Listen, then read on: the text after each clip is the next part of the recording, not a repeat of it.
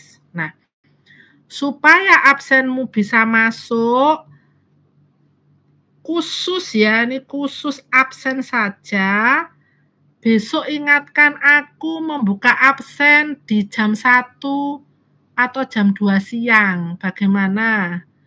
Nanti disepakati dulu ya. Kalau memang oke, besok itu absen saja. Jadi hanya absen, aku open mungkin dari jam 1 sampai jam 2 gitu ya. Aku open, nanti aku soundingkan di grup. Sedangkan pekerjaan kalian itu aku tunggu sampai hari Sabtu, sehingga yang dicicil, yang nyicil itu bisa melakukan. Nanti membuat apa? Membuat ringkasan. Nanti kamu bikinkan PowerPoint dari beberapa paper yang aku kirim di grup. Karena papernya tidak satu, maka silahkan nanti seperti biasa dibagi, tidak semua mengerjakan yang sama ya. Mungkin kalau ini nanti papernya 4, satu apa namanya, bukan satu kelas ya, dua angkatan ini silahkan dibagi sehingga merata, tidak berat sebelah ya. Mungkin satu paper untuk satu judul paper untuk 4 orang. Terus tipe tugasnya apa? Tipe tugasnya adalah masing-masing ya, pribadi atau tugas sendiri-sendiri, karena nanti bertanggung jawab untuk absen ya, bertanggung jawab untuk absen. Jadi sambil nunggu Rifki upload menu yang kemarin, silahkan nanti kamu lihat ya materi yang aku kirimkan ini. Sebentar.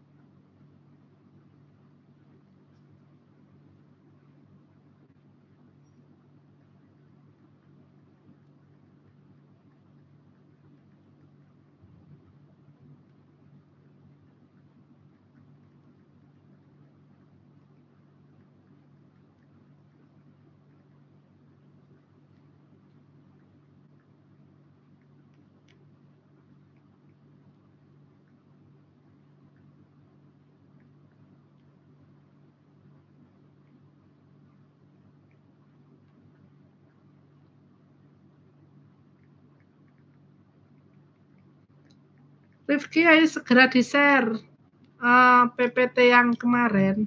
Oh iya Bu Oki, ini masih loading. Iya Bu.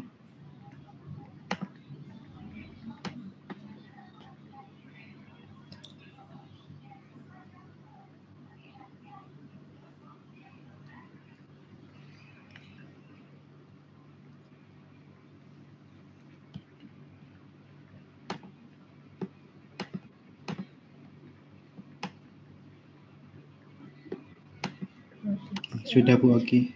Oke, sebentar ya, aku tak ngitung. Hari Sabtu itu tanggal berapa sih? Sekarang 23, 24, 25, 26, 27, 28 ya?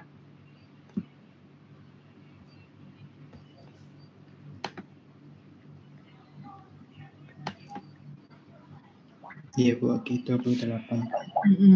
Oke. 28 September. Bentar ya, sekalian pin kita. 24 jam 24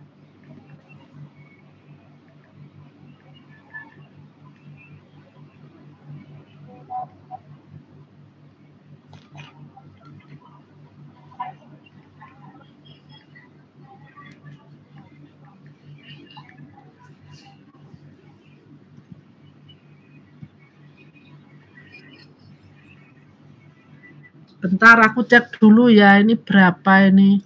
Warganya berapa?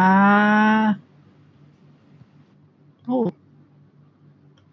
Kalau di tempatnya Denis ini cuma 9, berarti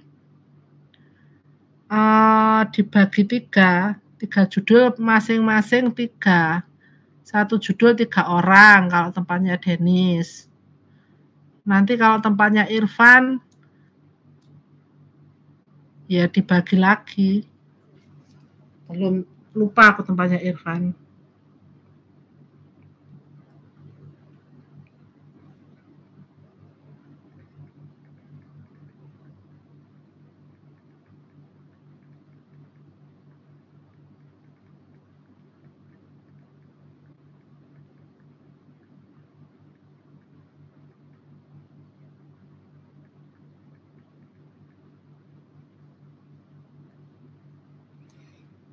Nah, sekarang sudah aku infokan tugas pengganti absen.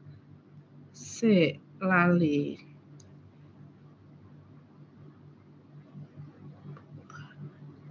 Edit ya stolnya ya. Gak bisa tak edit. Absen libur. Kemarin libur apa sih? Maulutan ya. Tugas pengganti absen libur Maulud Nabi dikerjakan perulangan membuat presentasi PPT. Absen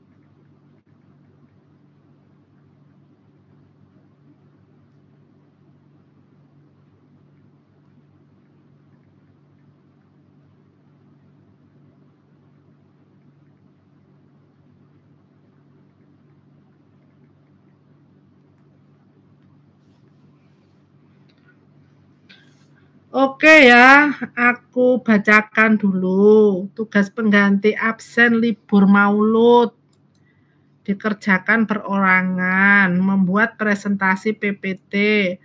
Pengumpulan maksimal hari Sabtu 28 September 2024 jam 21.00. Ini kalau siapa tahu ada yang bekerja di hari Sabtu, jadi pulangnya masih bisa.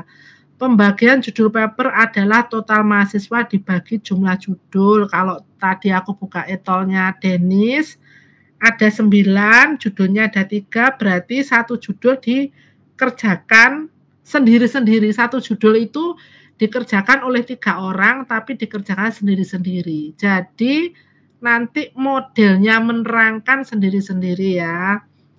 Kemudian absen saja itu Selasa besok 24 September 2024. Jamnya nanti mungkin siang ya. Nanti aku info dulu di grup, harap ditunggu ya, diperhatikan. Pengumpulan DigiDrive kelas dibagi file per kelas. Jadi kalau ada 2 kelompok kelas ya dibagi 2 kelompok file. Kemudian masing-masing silahkan ditulisi umpamanya salah deng, folder ya bukan file. Folder dulu baru file. Dibagi file per folder, masih bisa diedit enggak? Folder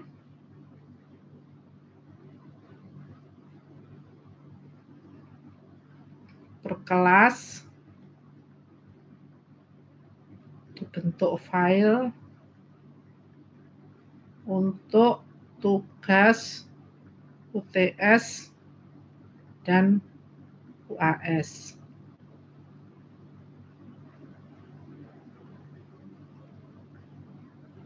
Ya, ini harus nanti kalau masih belum jelas ya berarti nggak membaca. Sekalian aja ya, jam 13.00. Besok diingatkan aku ya. Biasanya yang mengingatkan Irfan. Irfan, aku besok ingatkan. Jam 13 sampai jam 14.00 untuk absennya. Itu jam 15. Nanti kamu kalau ke sorean nanti ada yang masuk sudah. Oke ya. Silahkan kalau nanti ada yang kurang jelas, kita nanti akan merevisi kembali. Oke.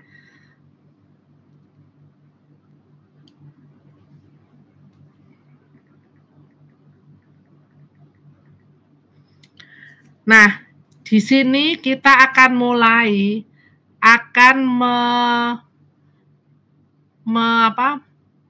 mereview ya. Kemarin tuh yang gambarnya kemarin itu ya. Coba lihat. Nah, supaya kamu ingat. Nah, kemarin itu kita membahas bahwa yang namanya evolusi atau perkembangan itu tahunnya berapa kalau kita lihat? 10 tahun sekali ya.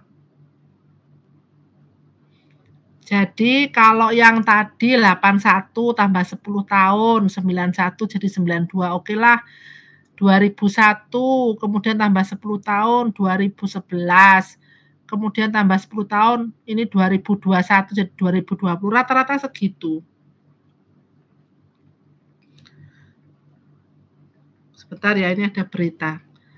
Oh, kita tidak bisa lolos untuk pengambilan praktisi di ini. Ya sudahlah, kalau nggak bisa lolos pendanaan ya sudah. Gimana lagi. Jadi kita nanti kemarin kan rencananya jadi FYI ya. FYI rencananya kemarin kan kita itu mengajukan proposal untuk join dengan praktisi yang dari subkonnya Huawei. Ya, kemarin tuh ya berarti bulan kemarin ya, karena kita submitnya kan ada tenggat waktunya. Nah, sekarang ini tadi katanya pengumuman, cuman PENS itu tidak ada dana semua. Jadi PENS itu semua pengajuannya tidak lolos semua. Ini tidak lolos semua. Pengajuannya untuk web praktisi tidak lolos semua. Ya sudah, kalau tidak lolos semua ya kita tetap belajar sendiri aja. Ya, nggak apa-apa. Harus optimis menghadapi perubahan.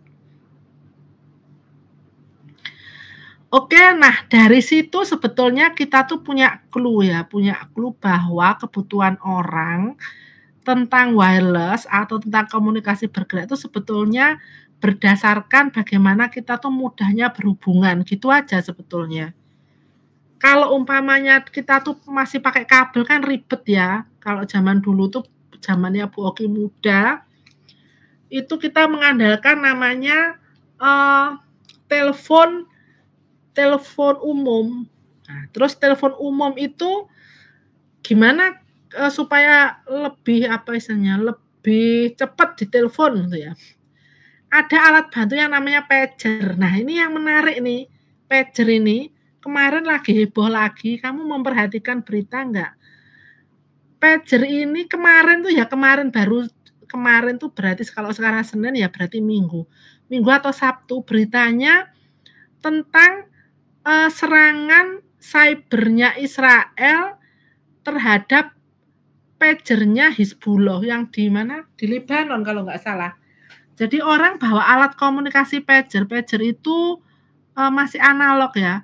Kemudian ternyata dari jauh bisa diledakkan. Jadi semacam kayak bom jarak jauh gitu ya. Sebentar tak carikan nanti mumpung eleng ya. Kadang-kadang teknologi itu ya gitu itu.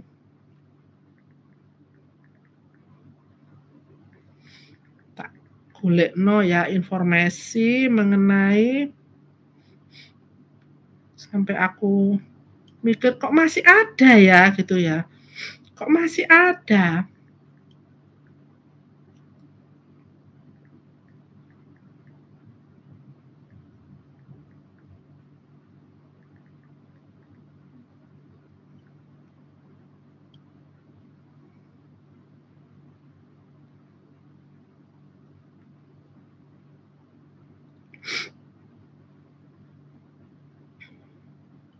Nah, sebentar, ini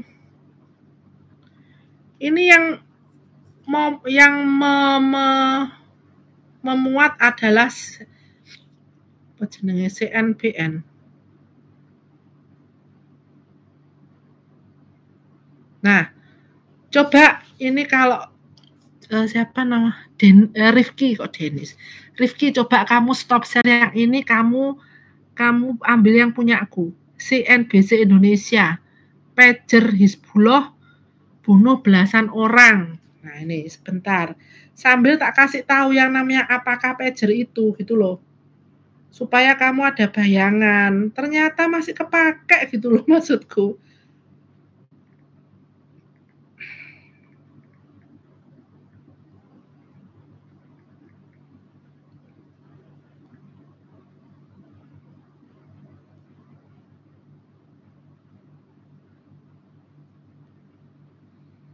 Nah, ini juga dari CNBC ya, sekalian biar kamu ada ceritanya gitu ya.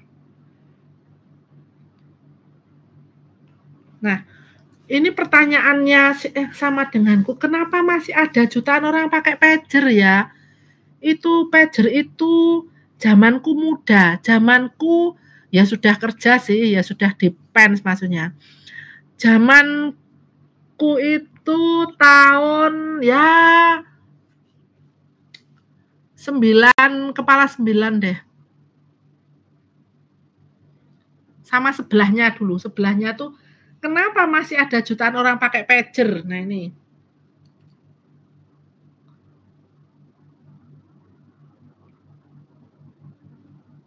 Satunya, bawahnya, coba ini kamu bisa sebelahan nggak? Oh nggak bisa ya uploadnya ya. Oh, mestinya bisa ini, mestinya. Ini, kamu masuk ke ini aja, ke apa namanya browser. Kenapa masih ada jutaan orang pakai pager? Sehingga kita bisa membahasnya serial. Di CNBC juga kok.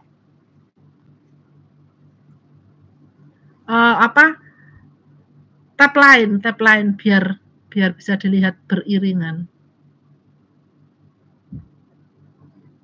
Nah, kenapa ada masih pakai pager ya? Ini pertanyaanku ketika mendengarkan cerita. Pager menjadi sorotan usai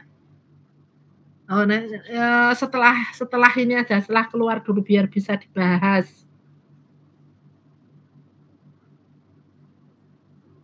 Bukan ini Mas, bawahnya kirimanku itu ada 2. Kamu lihat bawahnya kirimanku yang di grup.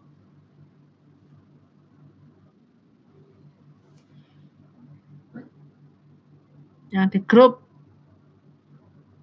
Nah, setelah itu baru ini.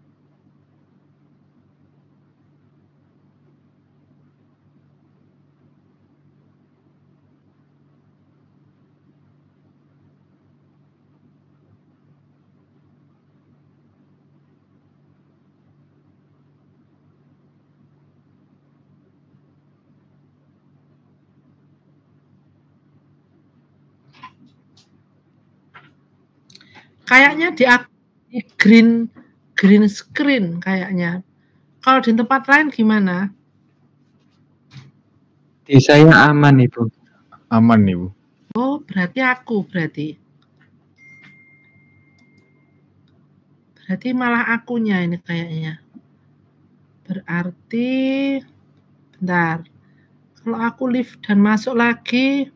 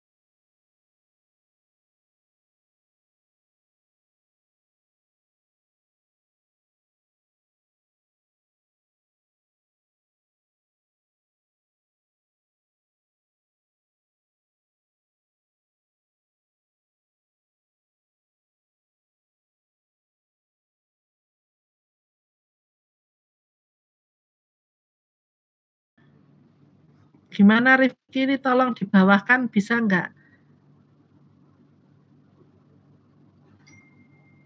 Ya oke. Aku tak baca sih ojo ado-ado. Tak baca dulu. Nah, ini tulisannya pager ya, bacanya ya pager lah. Ini kalau kamu lihat ilustrasinya, pager sempat populer tahun 90-an. Nah, ini ya gambarnya kamu angkat lagi liatin. Nah, gambarnya kayak gini loh.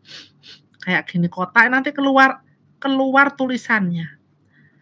Di sini ditulisi populer tahun 90-an tetapi sampai sekarang tuh masih banyak yang pakai ya. Kenapa gitu kan? Kenapa gitu. Nah, ini ceritanya di bawahnya. Ini nanti kalau kan ini juga termasuk wireless, tidak pakai kabel.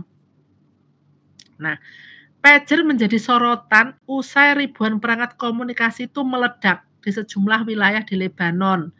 Ledakan itu menewaskan 9 orang dan 2.800 lainnya luka-luka. Berarti banyak yang pakai ya.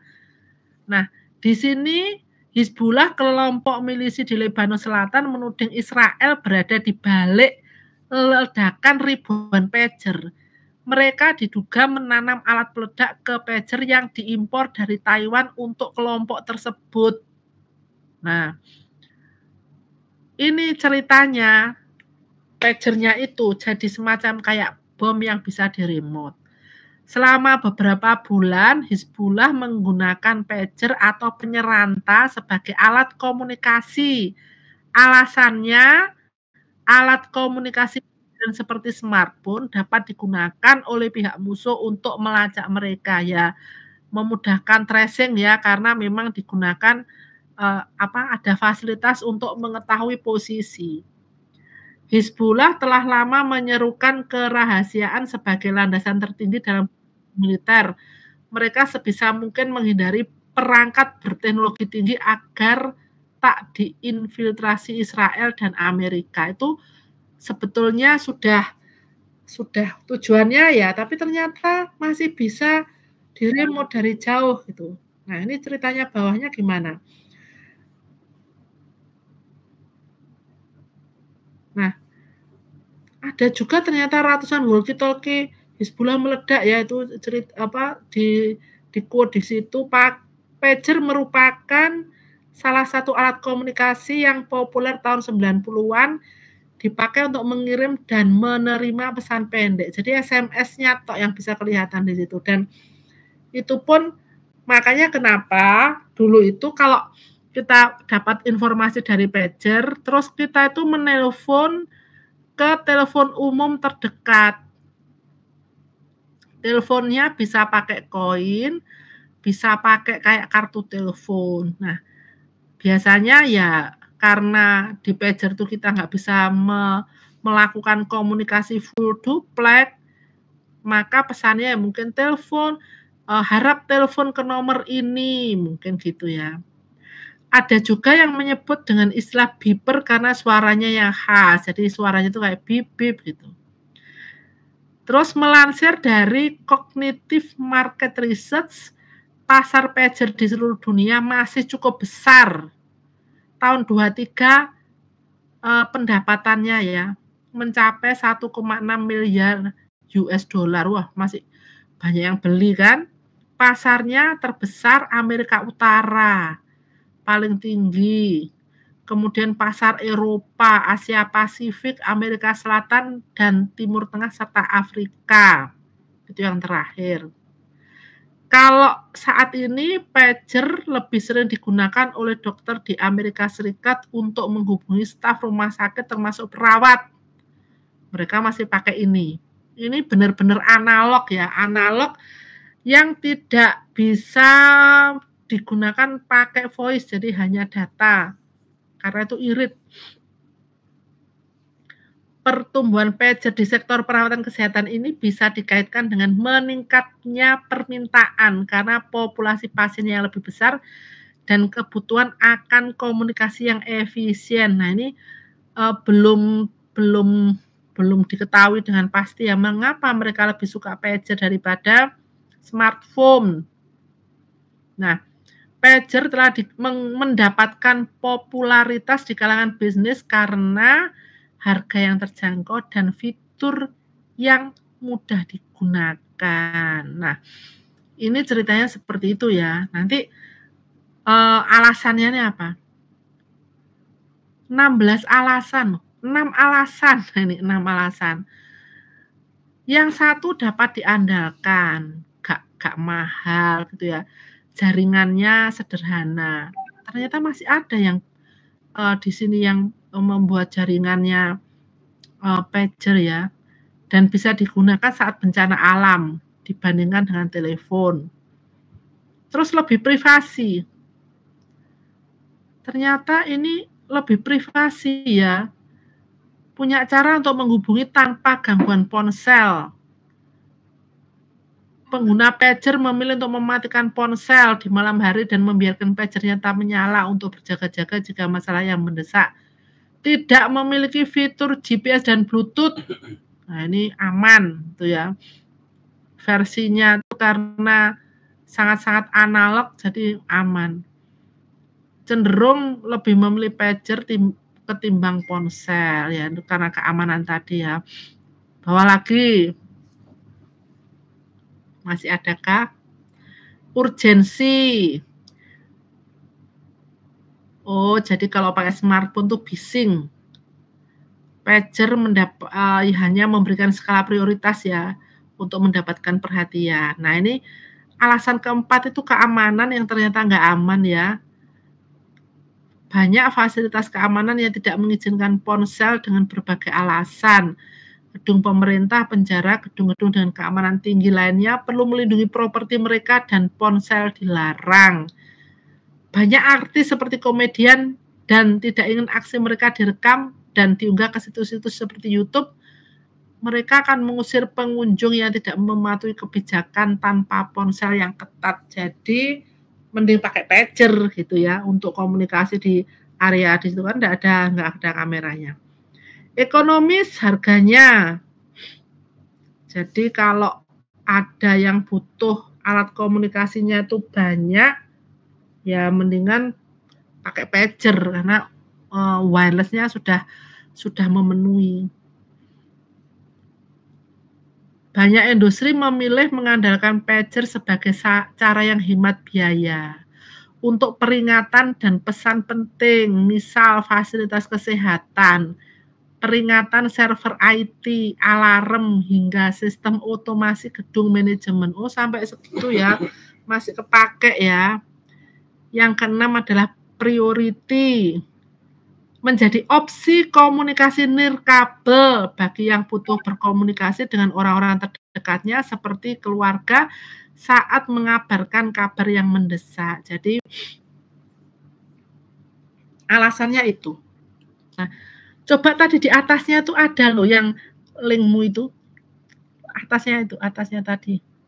Atas lagi, Rifki. Atasnya nomor 1 kayaknya.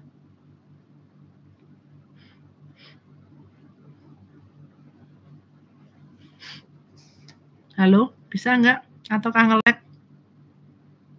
Nah. Bawahnya lagi. Nah, bawah. Ini atasnya alasan ini. Tadi yang link tadi loh. Nah, ini loh. Ini nih, HP dimanipulasi jadi bom ini loh. Itu sama seperti temuanku tadi. Bawah dikit. Nah, lihat juga nih. Ini linknya kamu apa? Nah, kamu klik. Oke, ya di situ berarti yang tadi kan kita. Nah, di sini ada pertanyaan, kalau tadi pager itu ternyata bisa dimanipulasi jadi bom, maka pertanyaannya HP bisa enggak gitu ya. Oke, ke bawahnya.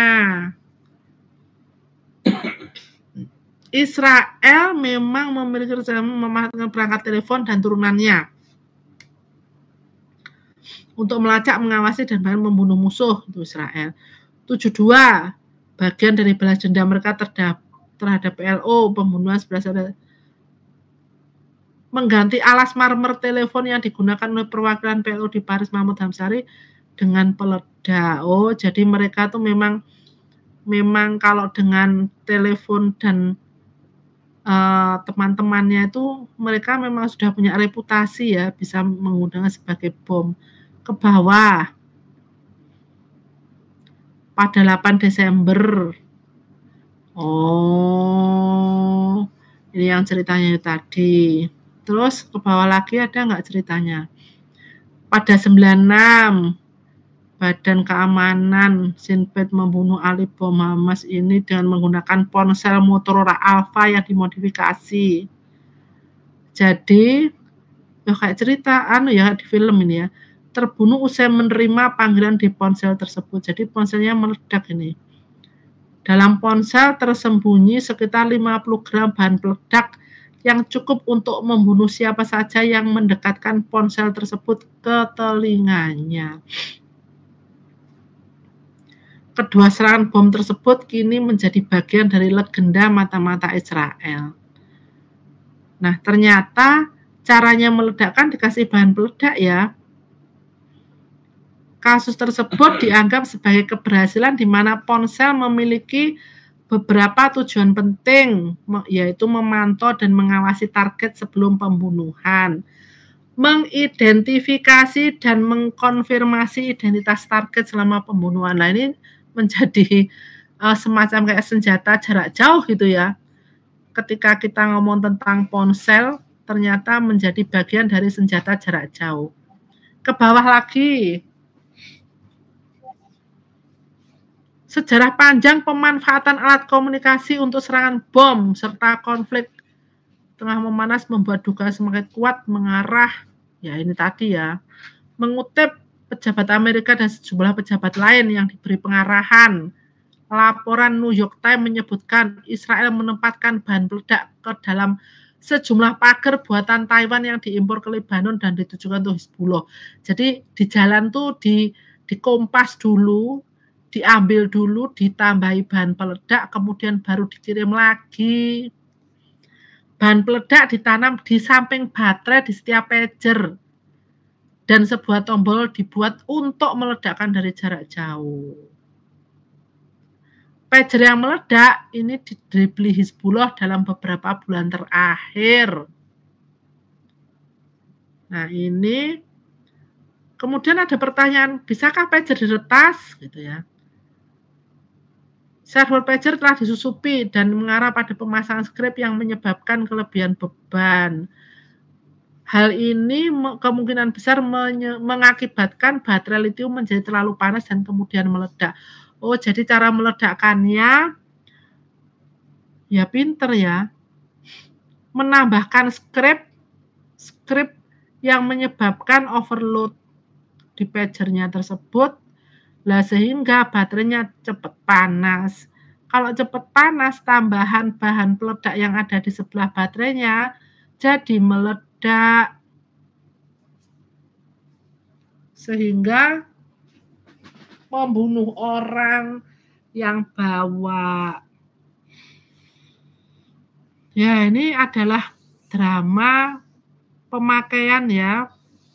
Di sini pager yang menewaskan 9 orang mengakibatkan 2.800 terluka merupakan buatan Taiwan dengan nama model Gold Apollo AR924. Nah, ini jadi tersangkanya itu menyusup ke pabriknya itu ya. Pager versi militer diketahui bisa beroperasi dalam suhu ekstrem. Karena dia memang handal ya, antara -10 derajat Celcius hingga 50 derajat Celcius. Pager ini dibekali baterai lithium-ion, mempunyai daya yang cukup besar yang mengakomodir pemakaian hingga 85 hari. Jadi nggak perlu mendino, nggak perlu nyetrum, nggak perlu ngecas. Dengan port pengisian daya USB-C. Ledakan tersebut bukan hanya baterai, jadi benar-benar kelihatan ya Allah. Jadi ternyata cara meledakkannya bukan menggunakan frekuensi jarak jauh seperti itu, tetapi cukup membuat baterai lithiumnya itu memanas lebih cepat. Nah, sebelahnya ada serbuk peledak, akhirnya membuat serbuk tersebut meledak. Ceritanya sesimpel itu, tetapi tidak simpel ketika memasukkan serbuk peledak. Ke bawah lagi, kita tuntaskan informasinya apa. Lukas Olejnik, konsultan independen dan peneliti senior tamu di Department of War Studies King College London mengatakan kecil kemungkinan insiden tersebut terkait dengan peretasan digital. Jadi nggak mungkin nih bagian dari hack-hackan ya. Kemungkinan besar bahan peledak harus ada di dalam pager untuk menimbulkan efek seperti itu. Sedangkan Michael Horowitz, kepala intelijen di perusahaan manajemen risiko Timur Tengah dan Afrika Utara, Lebank Internasional, mengatakan bahwa jika serangan itu berbasis rantai pasokan atau supply chain, maka bisa jadi serangan itu memerlukan waktu bertahun-tahun untuk dipersiapkan dan melibatkan penyusupan ke pemasok dan menempatkan bahan peledak ke dalam pager yang baru. Seruat itu sebetulnya ya. Loh, ini ternyata pagernya tuh meledak serentak loh di Lebanon. Nah, ini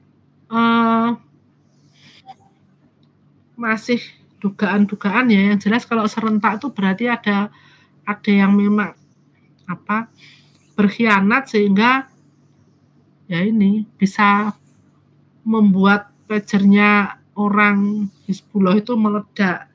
Jumlahnya tidak tanggung-tanggung ya, melukai 2.800 orang dan membunuh 9 orang. Oke, ini berita hari ini ya. Kita kembali, terima kasih untuk Rifki. Kita kembali ke tempat kita, ke slide kita. Jadi ini pembukaannya. Ternyata sebelum 1G itu yang pager yang Bu Oki bilang tadi, dan kemudian kita bergegas ke telepon umum, sampai hari ini masih kepake ternyata. Aku nggak ngebayangin bener loh itu. Sebentar, aku ganti juga sama absennya ya, biar gantian sama kelasnya Irfan. Nah, jadi kamu bayangkan kalau kita melihat asal muasal ya, asal muasal itu berarti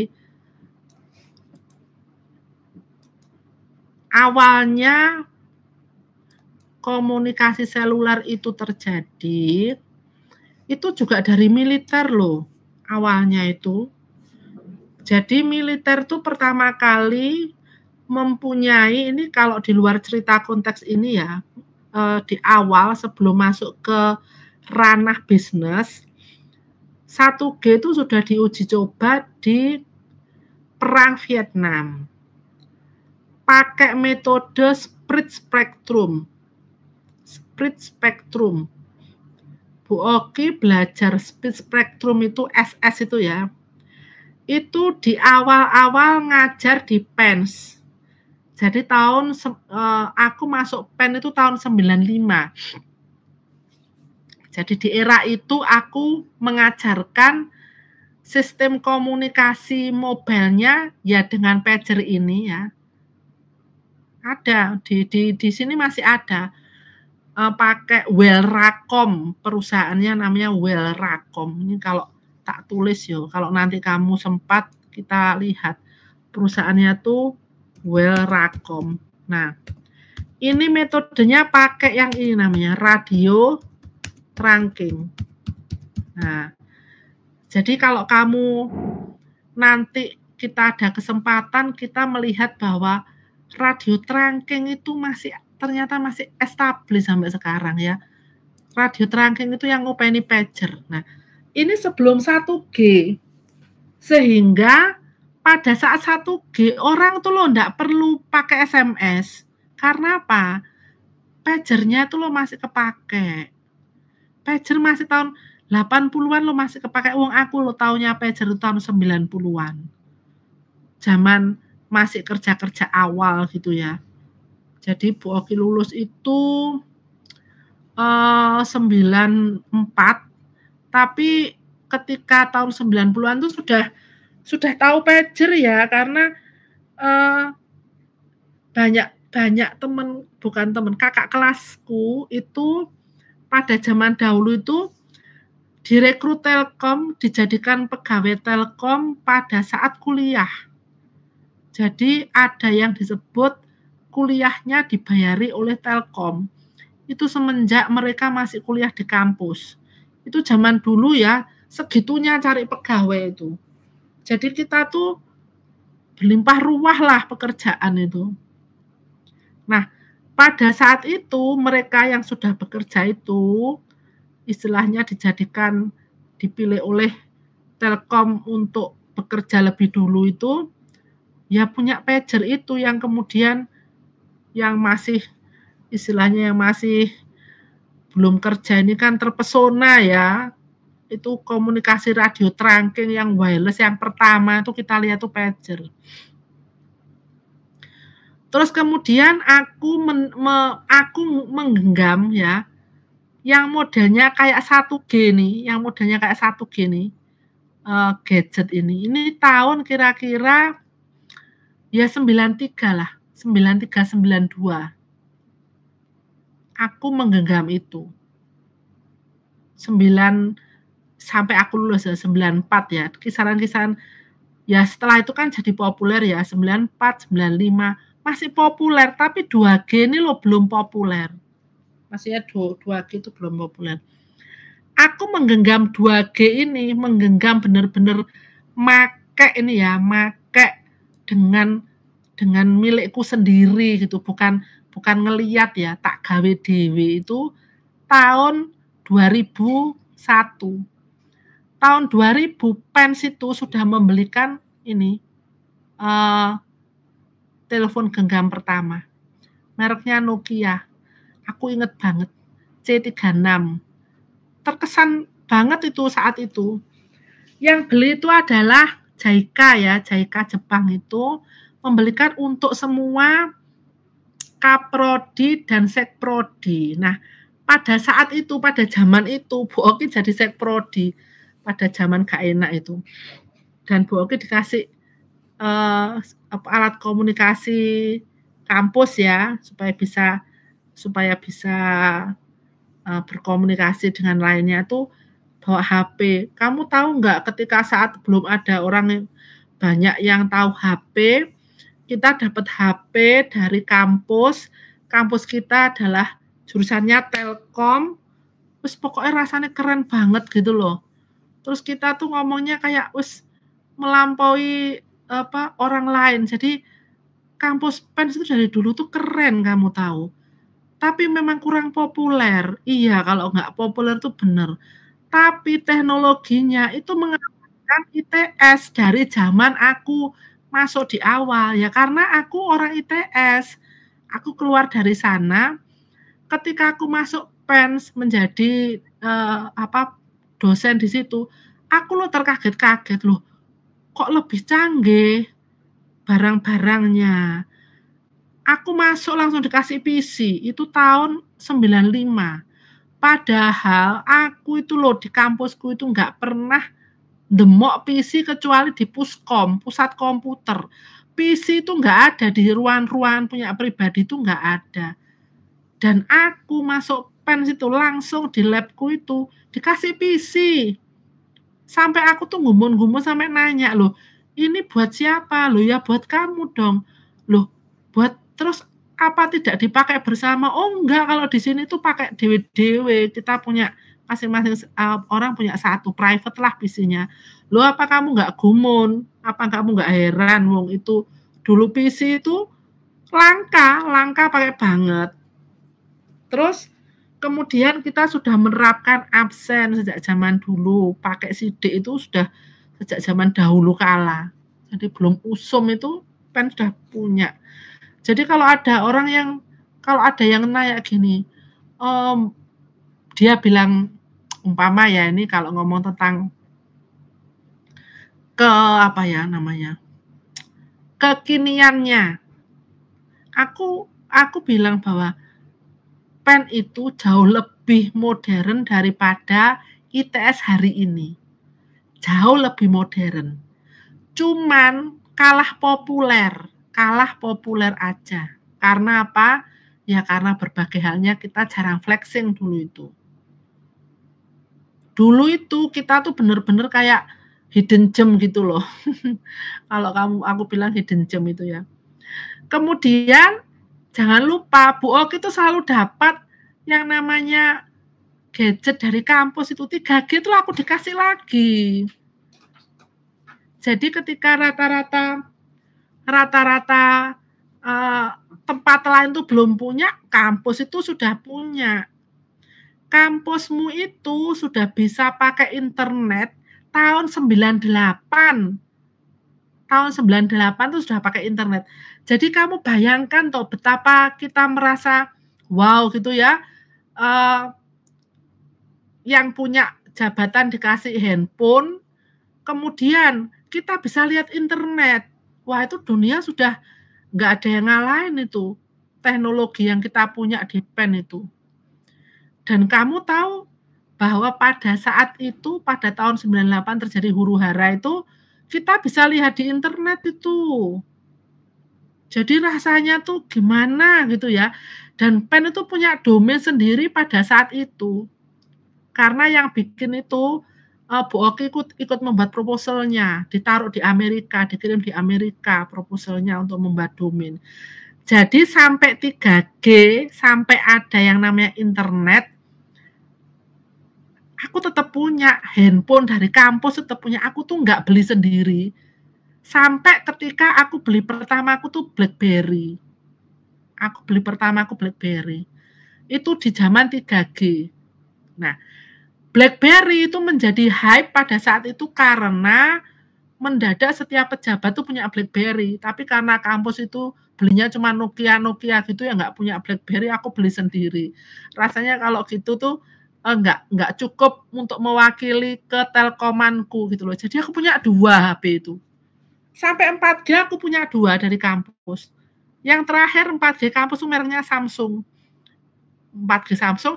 Setelah aku 3G mereknya, aku beli BlackBerry, aku beli iPhone. Ini ketika 3G masuk 4G. Oke, jadi HP-nya 3. Ada iPhone, ada BlackBerry. BlackBerry-ku yang kayak selorokan itu, kalau nggak salah Thor gitu ya, serial terakhirku yang aku beli itu kayak selorokan laci gitu ya, laci modelnya. Terus aku punya Nokia dari kampus, terus aku beli iPhone. iPhone pertama aku tuh iPhone 5. Setelah itu aku 2 kali, 3 kali, terus aku nggak pengen iPhone karena ribet. karena ada emak-emak yang suka foto-foto, akhirnya aku nggak mengakomodasi iPhone, ribet. Kalau download apa-apa sulit security-nya, versi emak-emak males. Nah, ketika 3G yang namanya internet itu kan mulai berjalan ya, walaupun belum populer amat. Ini 3G-nya versi Indonesia ini saat 3G ini booming pula provider XL, Indosat ini banget ini wes pokoknya top markotop ini tahun-tahun di mana 3G ada ini providernya wes pokoknya lagi tumbuh-tumbuhnya. Dari sinilah kemudian bergerak sampai hari ini yaitu. Oke ya. Nah, yang bagian 4 coba kita lihat slide berikutnya.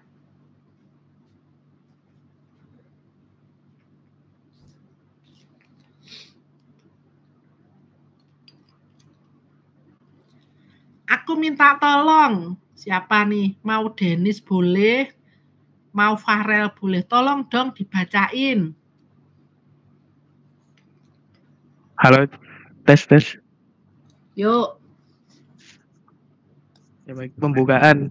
Sistem komunikasi seluler adalah sistem komunikasi seluler nirkabel yang membagi area geografis yang luas menjadi beberapa bagian atau sel yang lebih kecil, masing-masing dengan pemancar nirkabel berdaya rendah untuk tujuan mengoptimalkan penggunaan frekuensi dalam jumlah terbatas, memiliki bentuk heksagonal. Kemudian, sistem komunikasi seluler terdiri dari 4 komponen, yaitu Public Switch Telephone Network atau PSTN. Kemudian ada Mobile Telephone Switching Office atau MTSO. Kemudian ada Cell Sites with Antenna System dan Mobile Subscriber Units atau MCU.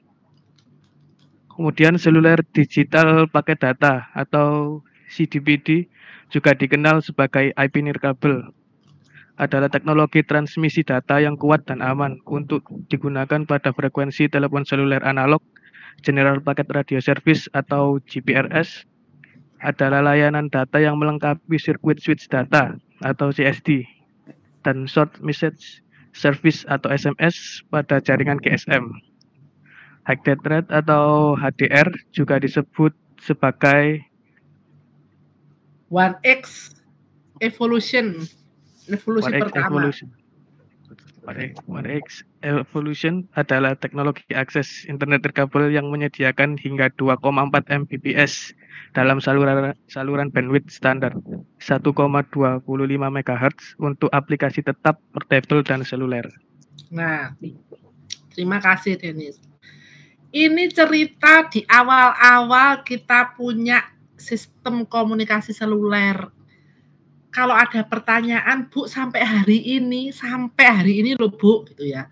Masihkah kita punya PSTN? Kira-kira masih enggak? Masih adakah PSTN? Kalau aku nanya ke kamu masih tahu enggak PSTN itu apa? Kalau Dennis tahu enggak PSTN itu apa?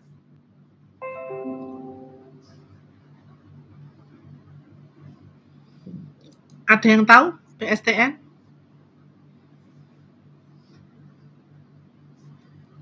Ada yang tahu nggak PSTN?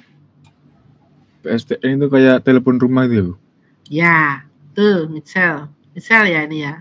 Iya. Terima kasih. Nanti kamu mencatat sebagai kolaborator. PSTN tuh ya telepon kabelmu yang di rumah ini. Aku tuh ya punya sampai hari ini tuh punya 5952535. PSTN-ku di rumah. Tapi itu kayak mati suri gitu ya. Aku tuh ya wis gak tahu. Aku tuh bahkan enggak pernah mencet ya kayaknya tuh PSTN itu. Biasanya tak taruh buat ngebel kalau aku kekancingan lawang. Mari ngono tak bel-bel gak iso gitu ya. Terus itu kan suaranya kalau ringtone-nya kan kenceng gitu kan kalau telepon rumah itu, ya tak bel cuman buat gitu aja. Nanti pakai voice control. Bukaan lawang, wis dibel ambek wis di WA, wis dianu kok gak ngefek gitu ya, artinya telepon sama telepon rumah. Kalau itu kencang suaranya. Ada 4 komponen. Yang pertama PSTN, karena kita masih tetap terhubung dengan PT Telkom Indonesia yang masih tetap pakai kabel. Dan apakah kabelnya itu masih kepake sampai hari ini dan apakah memang penting? Benar, masih perlu kabel. Nanti kemarin kan kita masih bahas ya, ternyata kita masih menggunakan kabel untuk beberapa jalur yang kita sebut adalah skenarionya seluler, masih pakai kabel. Kemudian switching office itu ya buat kita menghubungkan antara user 1 sama user 2. Ini ceritanya switching. Cuman switchingnya sudah nggak sama seperti zaman dulu. Dulu namanya switching sinyal nomor 7 atau SS number 7 itu paling populer kalau kita itu pakai kabel. Sekarang nggak lagi karena mobile telepon sudah mempergunakan konsep perpindahan untuk nyambungin itu di masing-masing BTS yang kemudian ada database-nya. Ya, ini cuman perubahan yang bukan hanya signifikan ya, tetapi mengubah konsep caranya nyambung. Kalau dulu pakai kabel itu bahkan pakai orang untuk interlokal, tolong disambungkan ke gitu ya. Kemudian berubah pas pada saat tolong disambungkan ke itu aku masih pernah nelpon loh. Terus berikutnya kita pakai telepon rumah, kita namanya interlokal. Sehingga masih ada kodenya. Kode itu yang sampai sekarang masih ada ya, dibuat juk itu kan. Kalau kita kan disebut warga 62 plus 62. Kan kalau di Surabaya plus 31 gitu kan.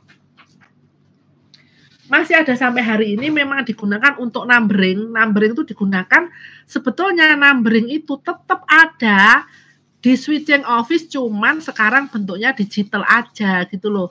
Nggak kayak yang sekarang, nggak kayak dulu. Sekarang ini sudah seamless, nggak kelihatan, tetapi diprogramkan tetap kodenya tetap 031. Kalau di Surabaya, kamu mau masuk PSTN tetap 031. Kode itu yang sekarang 62 tuh, warga plus 62 itu tetap digunakan meskipun di penomoran mobile tetap digunakan. Jadi kalau kamu melihat nomor handphone depannya kok enggak 062, berarti dia bukan dari Indonesia kan gitu kan. Terus setelah itu apalagi? Selesai dengan antena sistem itu yang kita pelajari kemarin itu. Yang mikrosel, pikosel, ya, makro. Nah, itulah yang kita sebut sebagai selesai dengan antena sistem. Antenanya kemarin bagaimana? Kita bagi menjadi 3 posisi dalam sudut masing-masing jaraknya 60. Ya. 360 dibagi 3, 180. Kok 60? 180. Di mana facing-nya atau menghadapnya diharapkan punya beam width. Nah ini harapannya ya, harapan ini kan tidak selalu akan terjadi. Punya lebar beam atau beam width sebesar 180 derajat. Sehingga kalau nanti dalam satu tower ada 3 antena, diharapkan bisa mengcover keseluruhan 360 derajat. Ini poin yang ketiga. Jadi kalau ditanya secara basic sistem komunikasi seluler itu punya komponen apa saja yang di dalam jaringannya itu, gitu ya. Yang terakhir adalah mobile subscriber unit atau gadget yang dipegang oleh pelanggan. Supaya kalian itu bisa menghafalkan, kita balik aja. Yang kita pertama adalah gadget yang kita pegang ya. kemudian masuk ke antena cell site. Jadi kamu di mana kamu? Apakah sel mikro ataukah sel piko, itu berarti kamu masuk ke situ. Setelah itu kalau kamu pengen menghubungi orang lain, maka kamu akan terhubung kepada kantor yang men-switch. Jadi mobile telephone switching office, MTSO. Fungsinya apa switching itu? Menggantikan jalur. Kayak kamu kalau di jaringan tuh melakukan ngeping itu loh. Ping untuk melihat petnya. Petnya itu akan dilewatkan mana gitu ya? Dilewatkan ke jalur yang kosong. Nah, ini berarti di saat masuk MTSO ada switching office-nya, sambungan akan dilewatkan ke jalur yang tidak ada antriannya atau kita sebut trafficnya low. Kok ada trafficnya, Bu? Ya iyalah, memangnya kamu aja yang nelpon kan gitu kan. Nah, bila kamu nanti menghubungi sesama mobile subscriber unit atau sesama pemilik HP, maka dari situ, dari MTSO masuk lagi ke cell site, kemudian baru ke MSU, baru ke pelanggan. Tapi kalau kan nanti kamu tuh nelpon rumah atau nelpon tempat yang masih pakai telepon kabel biasa, maka kamu switch-nya pindah, masih menggunakan switch yang model lama untuk masuk ke telepon kabel, karena memang butuh ke situ. Telepon kabel yang bisa dikirimkan cuman voice. Nah, di sisi lain ketika kita ngomong tentang telepon mobile, kita selain voice, kita juga menerima yang namanya data. Lah, data itu seperti yang ada di pager tadi, tapi kita beri nama short message ya, SMS itu. Nah, short message system itu pada dasarnya dia adalah menggunakan tipe kiriman paket. Ya, ini ada general paket radio service, layanan radio, tetapi yang dikirimkan itu adalah paket data. Paketnya itu berupa kumpulan data-data yang kita bentuk secara digital. Karena kalau ngomong paket itu pasti masuk ke digital awal, ya. Sedangkan suara kita transmisikan menggunakan analog. Kalau di 2G itu ketika kamu pakai GSM, ketika zaman GSM, dan ketika kita bisa mengusung ada ada voice, ada teks, yang voice kita masih pakai analog. Sedangkan SMS-nya atau datanya kita pakai GPRS itu tadi. Nah, GPRS itu tadi kita sebut adalah generasi pertama, ya, evolutionnya dari akses internet nirkabel, generasi pertamanya itu. Jadi setelah ada SMS, kita masuk ke 3G, kita punya internet yang karena layarnya itu ya masih sangat terbatas ya, belum beresolusi tinggi ya,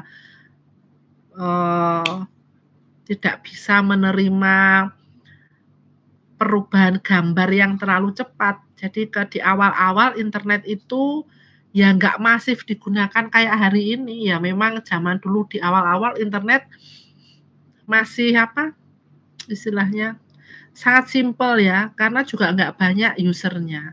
Tetapi sudah mulai bisa ketika masuk di awal 3G. 3G awal itu internet sudah bisa. Dan menjadi pesat sebelum masuk 4G, kita berada di edge atau edge ya, tulisan bahasanya Indonesia edge, itu kan bacanya edge. Itu kalau diberi nomor generasinya itu 3,75. Nggak tahu kenapa kok 3,75 ya, dikasih nomor kayak gitu. Generasi 3,75, belum generasi 4. Terkait apa? Terkait bitrate-nya, kecepatannya. Nah, disinilah kemudian kita berevolusi lagi sampai hari ini yang kemudian mager nggak berangkat ke 5G. Oke? Hari ini itu ya. Next slide. Oke, kayaknya satunya siapa tadi? Farel. Oke, Farel. Iya, Bu.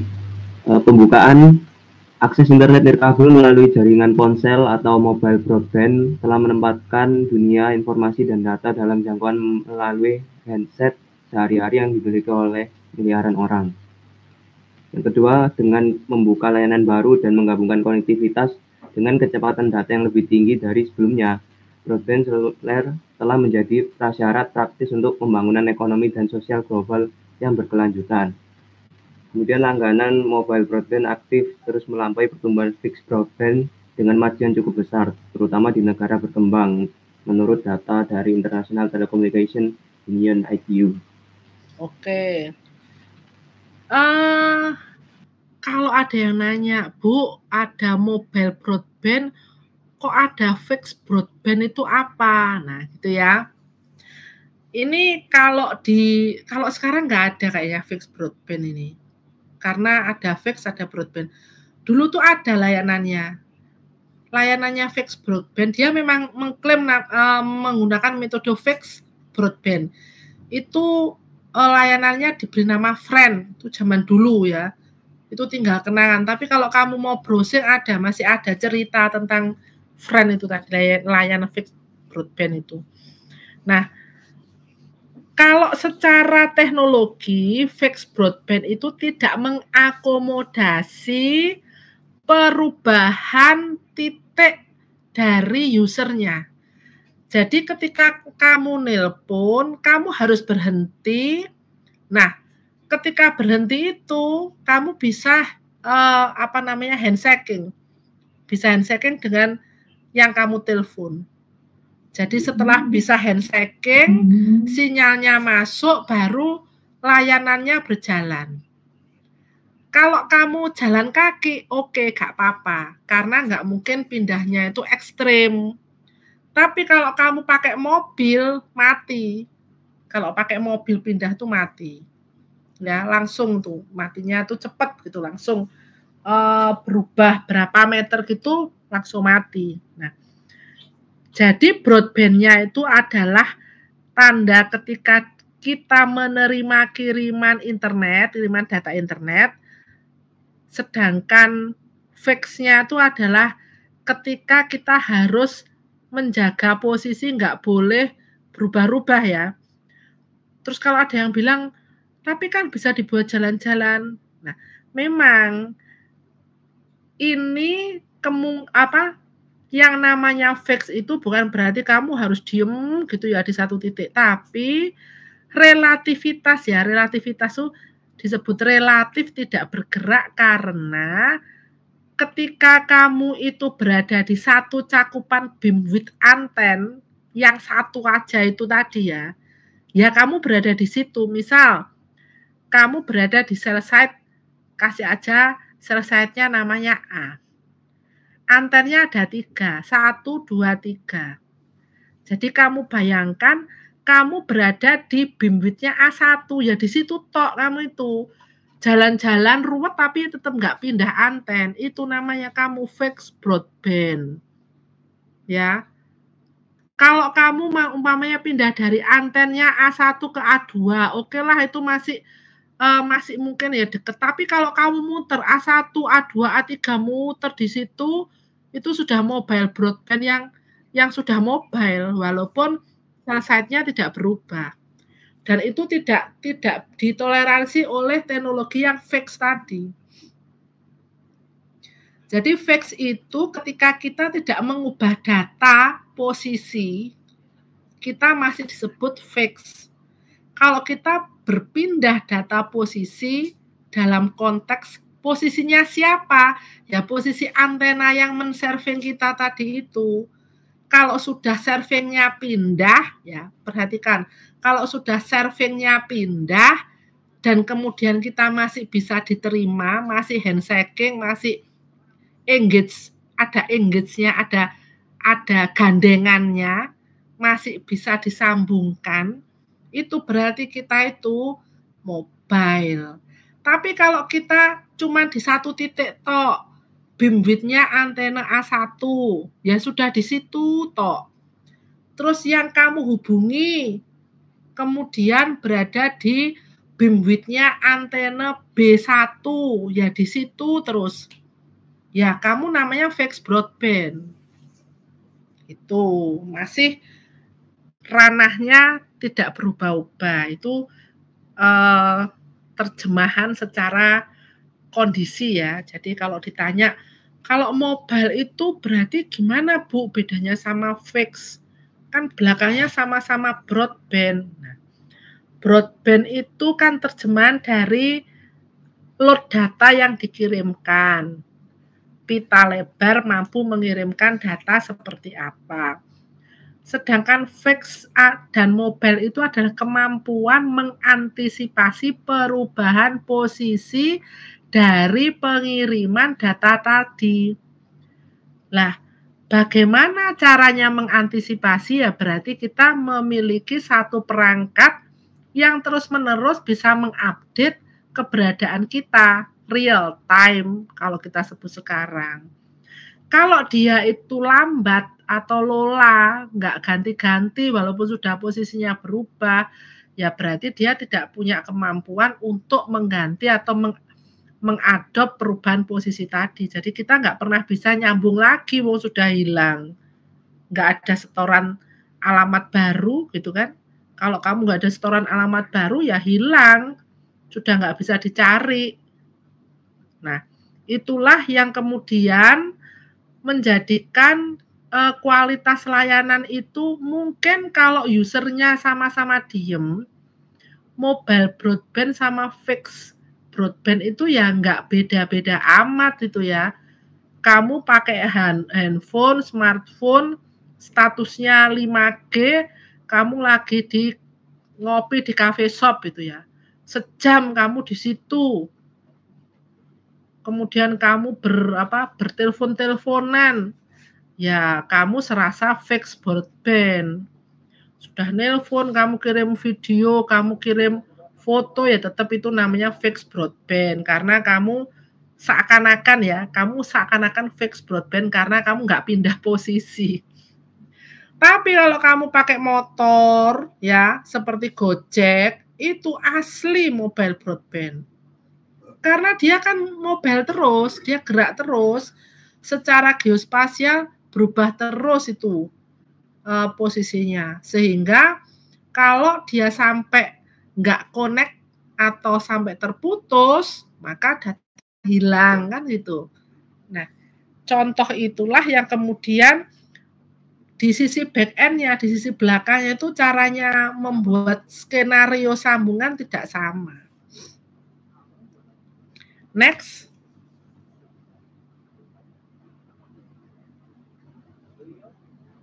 Nah, sekarang kita nyenggol dulu regulasi. Regulasi itu berarti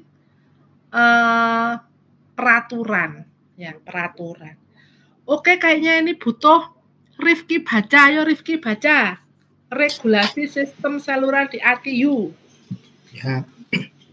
Ya baik Bu. Regulasi sistem seluler di ITU.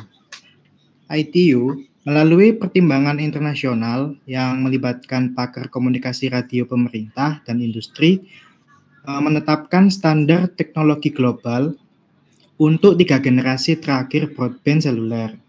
Ini adalah IMT 2000, dikenal sebagai 3G, IMT Advanced, juga dikenal sebagai 4G, yang meliputi teknologi LTE Advanced dan Wireless MAN Advanced, dan IMT 2020 yang dikenal luas sebagai 5G.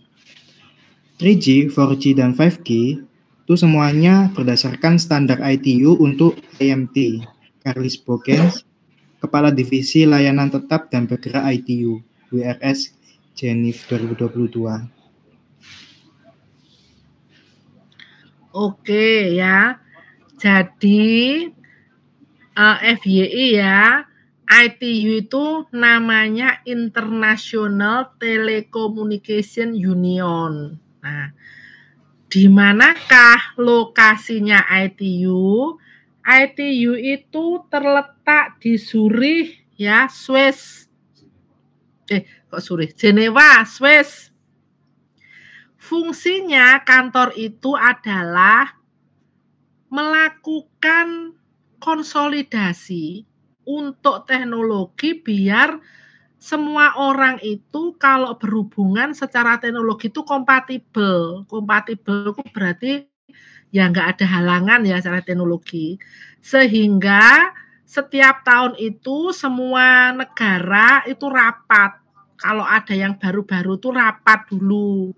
Nah, di sini kalau Indonesia ini kan pasar ya. Indonesia tuh ngikut tok, bukan yang menentukan teknologi. Kita ngikut aja. Nah, kiblat kita ini Eropa. Kiblat kita tuh Eropa, bukan Amerika. Nah, di sini reratanya itu kan ada satu badan yang nanti merumuskan perubahan pada komunikasi seluler. Nah, ini ya. Yang paling populer tuh namanya 3GPP, 3GPP. Nah, 3GPP ini yang membidani kelahirannya IMT 2000 yang dikenal sebagai 3G. Nah, antara Amerika sama Eropa modelnya itu berpisah ketika kita berada di 3G. Dari mana perpisahannya itu? Perpisahannya itu didasari pada konsep modulasinya. Jadi kalau Amrik itu dia alirannya ya 2G-nya sama, kemudian 3G-nya itu kalau ada sendiri ya. Aku lupa kalau ini. Yang kelihatannya itu yang paling populer tuh ketika kita berubah antara LTE dengan WiMAX. Kita ini zaman ketika kita itu memperdebatkan apakah kita itu masuk WiMAX atau masuk LTE. Di regulasi Indonesia tuh sudah mengesahkan kedua-duanya. Yang WiMAX disahkan, kemudian frekuensinya dilelang, sudah ada pemenangnya. Mereka bikin istilahnya buat masukin nomor HP itu kartnya yang kecil itu buat versi WiMAX. Aku mengingatnya sebagai namanya SIRCA, SIRKA, SIRCA. Itu WiMAX Indonesia yang nggak pernah lahir. Di sisi lain, saat 3G mau ke 4G itu ya, kita itu LTE sudah mulai yang namanya teknologi LTE digembar-gemborkan. Pada saat itu yang di lapangan masih pakai 3G. Kemudian kita teka-teki silang. Pakai mana ya nanti kita itu 4G? Pakai WiMAX apa pakai LTE gitu kan? Nah, yang kiblatnya Amerika itu yang follow pertama adalah Korea Selatan. Ya, masuk akal ya karena Amerika tuh punya pangkalan tentara ya di Korea Selatan. Pakai WiMAX karena Korea Selatan awal mereka mendirikan WiMAX ala Korea Selatan diberi nama Wibro. Indonesia masih diem itu.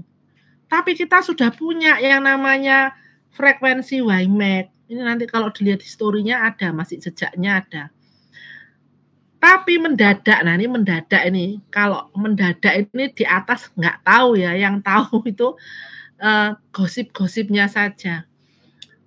Tiba-tiba LTE dilahirkan sebagai satu metode 4G yang telah disahkan oleh negara gitu saja.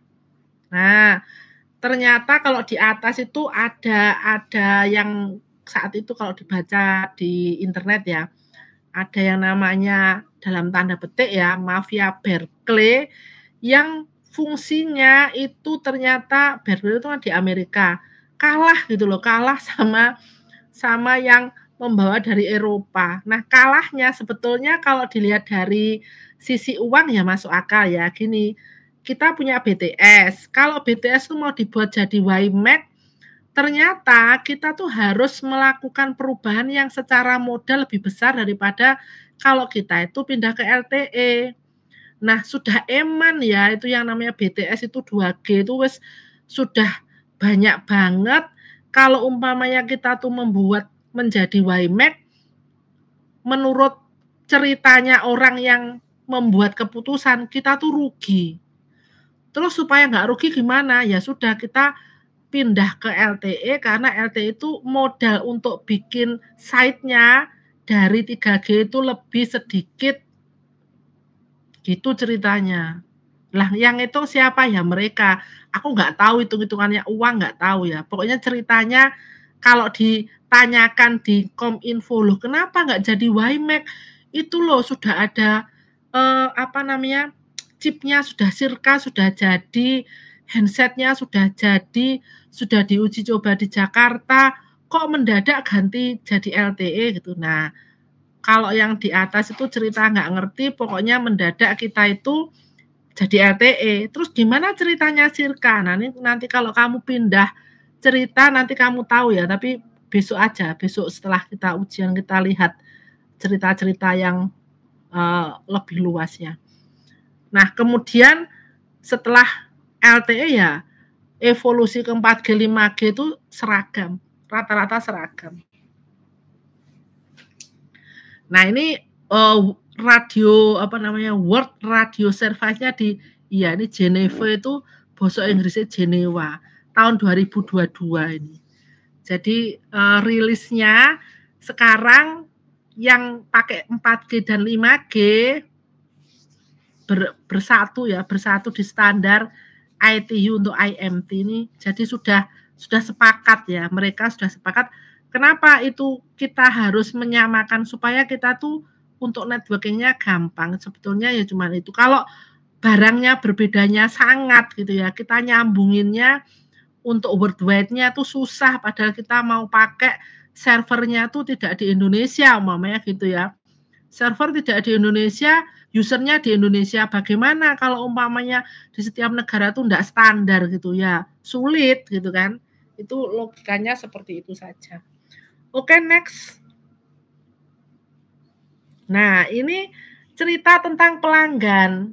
Nah, ini setiap kita belajar workshop seluler tuh selalu harus memahami seperti ini ya. Meskipun nanti secara kalau dikatakan, Bu, nanti kita tuh punya kemampuan apa sih kalau kita nanti 5G? Yang pertama kamu harus punya kemampuan pemahaman dulu.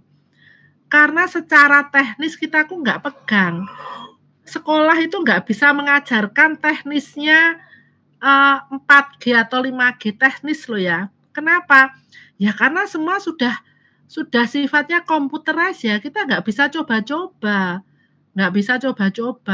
Nggak bisa gimana mengakses, nggak bisa. Yang bisa nanti kita mengamati fenomenanya, umpama bagaimana jaringannya, bagaimana nanti kamu mempelajari quality-nya gitu ya, itu bisa. Tapi kalau kamu ikut bermain di jaringan itu nggak bisa. Nah, di sini cerita ini berhenti tahun 2021 ya. 2021 yang kemarin itu. Kenapa ini sebetulnya kalau data ini kita update ini nggak kayak gini ya.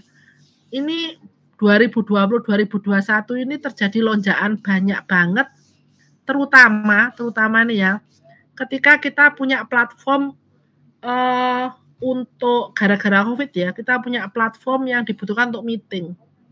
Soalnya tadi itu dari Bu Oki membahas dari World Economic Forum yang di kelas pagi itu ternyata lonjakan pelanggan tahun 2021 itu sangat spektakuler ya, disebabkan karena kita hanya punya akses bertemu orang menggunakan seluler.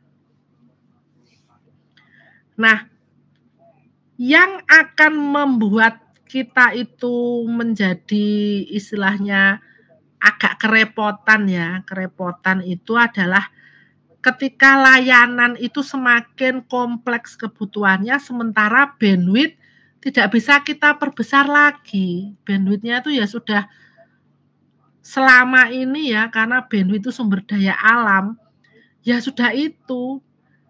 Mau diambil bagaimana ya hanya itu. Nah, maka yang kita kembangkan adalah teknologi modulasi bagaimana caranya bandwidth yang cuma segitu tuh tetap bisa kita pakai untuk yang gede-gede. Nah, teknologi yang paling akhir yang digunakan di lapangan, kalau secara teoritis ya sudah selesai ya, harap dipelajari ya. Kalau secara teoritis itu masih hype, berarti belum bisa diimplementasikan. Yang diimplementasikan hari ini tuh berarti risetnya sudah 10 tahun yang lampau, sudah selesai. Yang sekarang ini dipakai ya, yang sekarang today dipakai ini adalah konsep distribusi multi input, multi output pakai antena array. Nah, antena array ini yang kemudian dikembangkan lagi sampai hari ini, yang berkembang itu adalah konsep bagaimana membuat antena semakin imut tetapi semakin kuat daya tangkapnya. Ini yang lagi dikembangkan. Kenapa seperti itu? Karena kita pengen pada satu masa selnya tuh menjadi memang sangat kecil-kecil ya. Jadi lebih kecil lagi selnya supaya apa? Supaya proses modulasi yang kemudian modulasinya itu kita pakai array itu berarti sebanyak yang mau bisa kita pakai ya. Yang hari ini masuk di lapangan di BTS Enode B itu adalah sistemnya Alamauti 2x2x1. Alamauti itu confirm dari orang lapangan. Padahal Alamauti itu punya teori itu sudah sejak belajarnya Bu Oki itu sudah sejak tahun berapa itu? 2010 tuh sudah, kalau kita ngomong teori tentang Alamauti 2x2x1 tuh wes basi gitu loh kalau ngomong tentang algoritma itu. Basi, wong tahun berapa ya aku membahas sudah distribusi MIMO itu tahun 2006. Itu secara teori 2006 tuh distribusi MIMO tuh sudah selesai pembahasannya. Wong aku itu ikut penelitian di situ, distributed MIMO. Tahun 2006 tuh case close pisan. Sekarang dipakai tahun berapa? 2024. Kurang 2 tahun lagi sudah 20 tahun ya. Berarti antara teoritis dengan yang implementatif itu mesti jaraknya agak lama. Sehingga dengan begitu kamu bisa membuat perbandingan dari KPI-nya nanti, Key Performance Indicator-nya. Slide 8, mungkin slide terakhir ya ini. Nah, kalau ini cerita itu, nah ini tidak lagi hot issue, ini sudah tidak hot lagi. Sudah hari ini ya, ini cerita tentang beberapa saat yang lampau hot, sekarang sudah nggak hot lagi. Bahkan sebetulnya 5G ini boleh kita sebut yang bolak-balik dilahirkan, bolak-balik dipromokan tapi nggak pernah sukses itu ya 5G ini. Nggak pernah sukses, secara teknis nggak pernah sukses ini. Nah, apa yang kemudian mendasari ini nggak sukses itu kita nggak pernah tahu ya, karena secara ke market kita tuh nggak pernah bisa menganalisa karena kita bukan orang market ya. Tapi yang nanti kita bisa pelajari adalah 5G, kamu tahu teknologinya, karena sekarang 6G itu sudah di ujung pintu. ya, sudah di ujung pintu. Yang 6G. Jadi nanti target kita mempelajarinya sampai 6G. Ya. Terus yang berikutnya kita lihat dulu poin 9. Nah, di sini kita kayaknya lebih gampang ya kalau lihat ini daripada lihat tulisan tadi yang poin 9.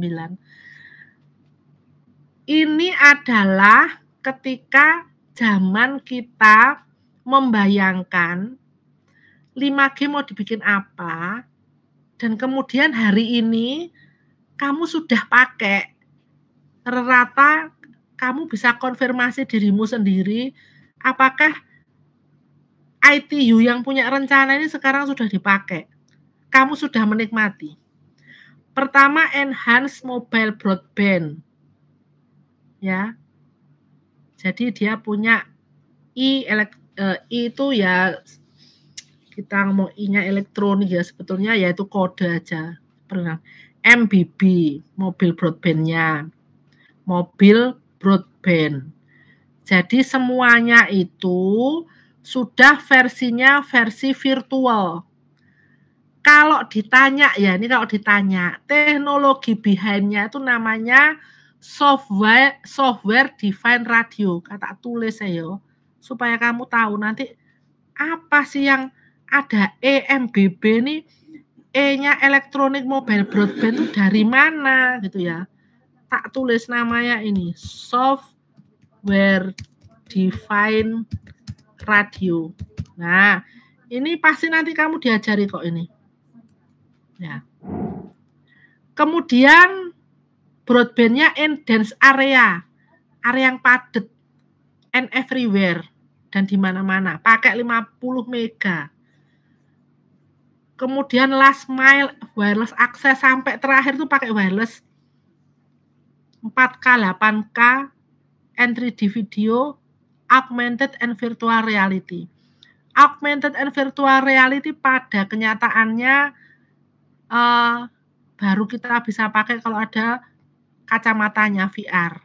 Kacamata VR kemarin sudah ada kan, yang orang di jalan-jalan pakai kacamata itu sudah ada. Berarti sudah hari ini kan. Kemudian ada gambarnya mobil car. Itu berarti mobil apa namanya, smart ya.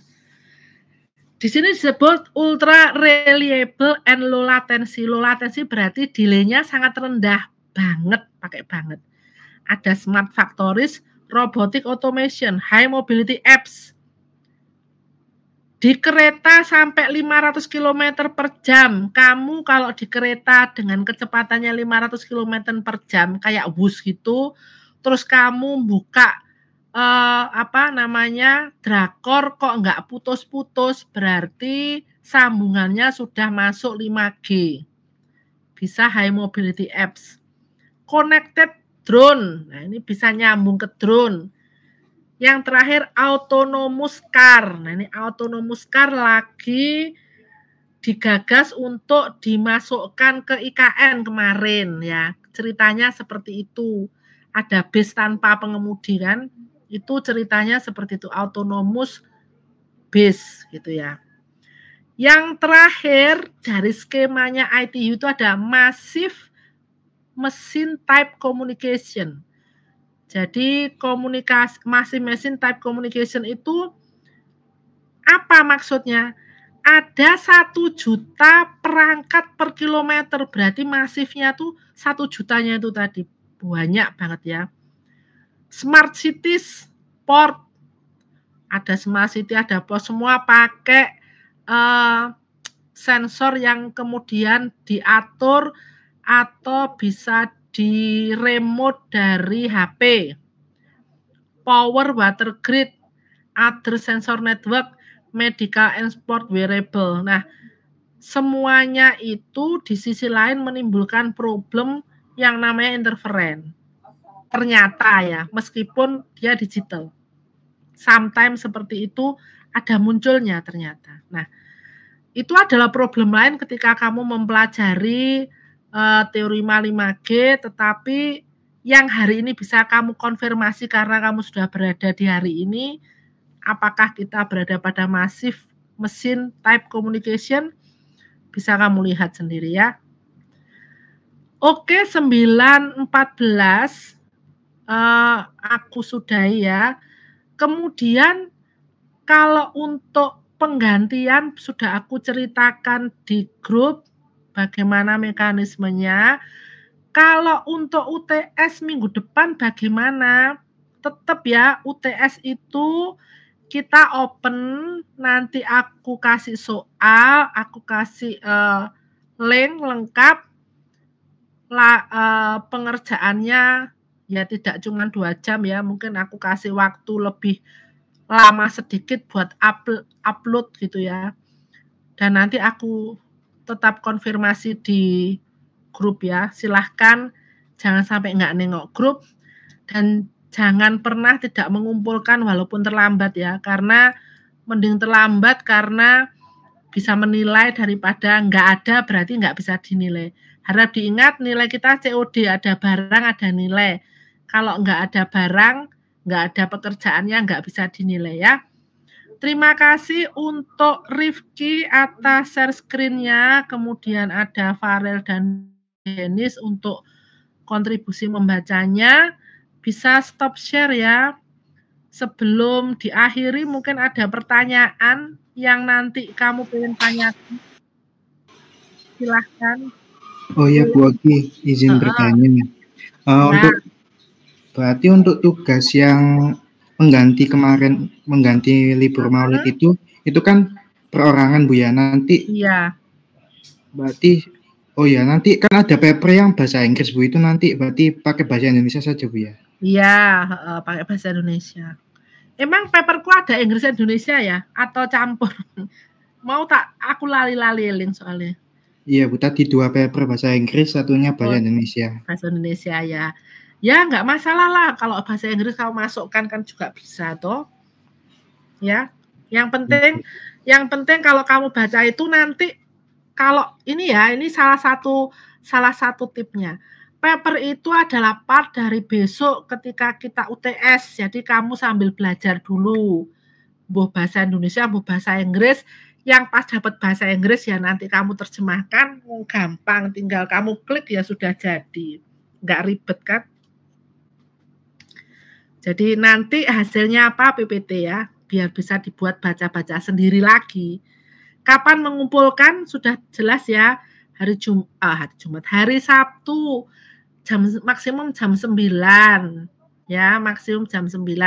Gak usah malam-malam, gak usah sampai jam 24, nanti aku nggak bisa lihat. Oke, ada pertanyaan lain? Sudah jelas semuanya?